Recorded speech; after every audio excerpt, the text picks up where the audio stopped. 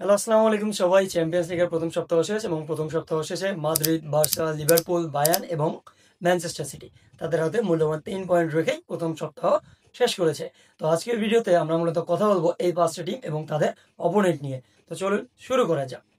প্রথমে আসা যাক রিয়াল মাদ্রিদকে নিয়ে। তো কন্ট্রোভার্সি যেন রিয়াল মাদ্রিদের পিছুই ছাড়ে না, না তাই না? কারণ রিয়াল মাদ্রিদের এই ম্যাচে রিয়াল মাদ্রিদ মূলত দুইটা পেনাল্টি পেয়েছে। তো এই ম্যাচে প্রথমে রিয়াল মাদ্রিদ একটা কাউন্টারে গোল খায়, যেটা মূলত করার কিছুই ছিল না। এটা মূলত আর্দা গুলের যে একটা মিস পাস, এবং সেই মিস পাসের কারণেই রিয়াল মাদ্রিদ গোলটা কনসিড করে। এবং তারপর যেখানে রদ্রিগো একটা পেনাল্টি উইন করে, এটা একটা ফেয়ার পেনাল্টি, এটা নিয়ে কথা বলার কোনো কারণই আসে না। কিন্তু দ্বিতীয় যে পেনাল্টি রিয়াল মাদ্রিদ পায়, সেই পেনাল্টিটা যদি আমার দিক থেকে বলেন, সেটা আমি এটাকে পেনাল্টি মনে করছি না। কারণ এটা একটা সফট ট্যাকেল এবং এই ট্যাকেলের ফলে তার হাতে বলটি গিয়ে লাগে। কিন্তু চ্যাম্পিয়ন্স লিগের রুলস অনুযায়ী ডিবক্সের ভিতর যদি হাতে বল লাগে, সেক্ষেত্রে সেটা হ্যান্ডবল হিসেবে কাউন্ট হবে। ঠিক একই ইনসিডেন্ট আমরা মূলত জুভেন্টাস এবং বরুসিয়া ডর্টমুন্ডের খেলায় দেখতে পেয়েছি। যারা মূলত খেলা ফলো করে থাকেন তারা হয়তো জানবেনই যে দুইটা পেনাল্টি প্রায় সিমিলার ছিল, দুইটা পেনাল্টি কন্ট্রোভার্সিয়াল ছিল। এই সেম হ্যান্ডবল, এটা কিন্তু লা লিগা বা প্রিমিয়ার লিগ বা সিরিয়া, এই কোনো লিগে এটা হ্যান্ডবল হিসেবে কাউন্ট হবে না। তো তাই বলছি, যারা এটা নিয়ে এখনো ব্যস্ত আছেন তারা সেটা নিয়ে ব্যস্ত থাকেন। সেই ব্যস্ত থাকার মধ্য দিয়ে প্রথম লিগটা শেষ হয়ে যায়। দ্বিতীয় যে খেলাটা, সেই খেলাটা মোস্ট ইন্টারেস্টিং খেলা, সেটা হচ্ছে বার্সা এবং নিউক্যাসল। কারণ চ্যাম্পিয়ন্স লিগে বার্সা মূলত তার যে 4বার যে তারা ইংল্যান্ডের টিমগুলোর সাথে অ্যাওয়ে গেম খেলেছে, সেই অ্যাওয়ে গেমে তাদের পারফরমেন্স মূলত অতটা ভালো ছিল না। কিন্তু কালকে চ্যাম্পিয়ন্স লিগে বার্সা যে পারফরমেন্স দেখিয়েছে, সেটা কোয়াইট ইমপ্রেসিভ। কারণ প্রথম হাফের খেলা দেখে মনে হয়নি যে বার্সা অতটা ভালো খেলেছে।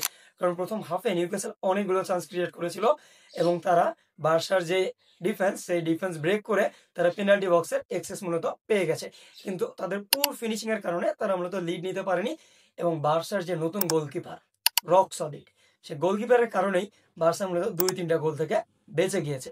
এবং দ্বিতীয় হাফে বার্সা তাদের যে পুরনো রূপ, সেই পুরনো রূপে ফিরে এসেছে এবং তারা প্রথমে 2-0 গোলের লিড নেয় এবং লাস্ট 90 মিনিটে মূলত একটা গোল কনসিড করে। এবং মজার বিষয় এখানে একটাই, এখানে মূলত গোল দুটো করেছে কে? দুটো করেছে মার্কাস রাশফোর্ড। এখানে মূলত গৌতম গম্ভীর একবার বলেছিল যে মেসি রোনালদোর চেয়ে বেটার হচ্ছে মার্কাস রাশফোর্ড।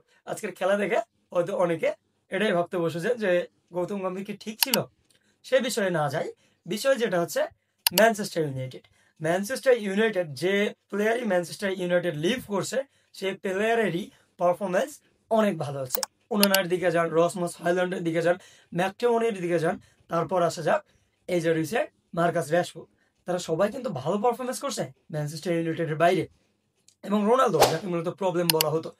তো এক্ষেত্রে মূলত এটাই ধরে নেওয়া যায় যে প্লেয়ারের প্রবলেম নয়, প্রবলেম হচ্ছে প্লেয়ার ম্যানেজমেন্টে। যদি তারা ম্যানেজমেন্ট ঠিক করে, তাহলে তারা মূলত চ্যাম্পিয়ন্স লিগে মূলত কোয়ালিফাই করতে পারবে আগামী 2 সিজনের মধ্যে। এই সিজনে তো কোনো প্রশ্নই আসে না। আমার যেটা মনে হচ্ছে, এই সিজনে তারা টপ 6 শিওর করতে পারবে কিনা সেটা নিয়েই সন্দেহ। এরপর আসা যাক আর্নে স্লট এবং তরমুজ ব্যবসায়ী সিমিওনের অ্যাথলেটিকো মাদ্রিদ নিয়ে কথা বলা যাক। তো লিভারপুল এবং অ্যাথলেটিকো মাদ্রিদের খেলাটা বেশ ভালোই হয়েছে। কারণ অ্যাথলেটিকো মাদ্রিদ যেটার জন্য পরিচিত ডিফেন্সিভ খেলা, সেই ডিফেন্সকে 5 মিনিটের মাথায় দুমড়ে মুচড়ে দিয়ে আর্নে স্লটের লিভারপুল 2-0 গোলের লিড নিয়ে নেয়। যেখানে প্রথম গোলটি একটি ফ্রি কিক থেকে আসে, যেই ফ্রি কিকটা মোহাম্মদ সালাহ শুট করে এবং রবার্টসনের পায়ে লেগে সেটা গোল হয়ে যায় ডিফ্লেক্ট হয়ে। এবং দ্বিতীয় গোলটা মোহাম্মদ সালাহর অসাধারণ ফিনিশিং এর মাধ্যমে আসে। কিন্তু এখানে কিন্তু খেলা শেষ নয়।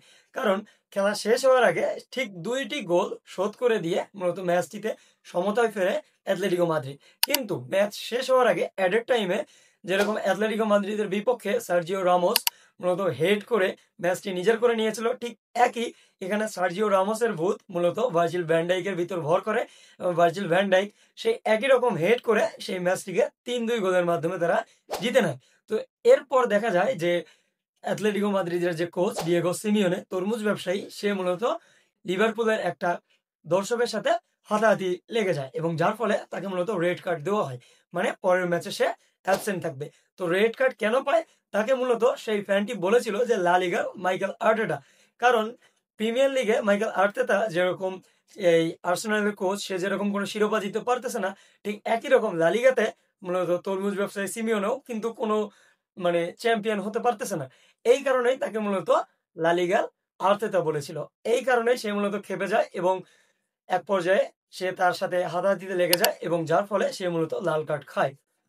এরপর আসা যাক জার্মান জায়ান্টস, বায়ার্ন মিউনিখ এবং চেলসি নিয়ে কথা বলা যাক, যে চেলসি কিছুদিন আগেই ওয়ার্ল্ড কাপ জিতেছে।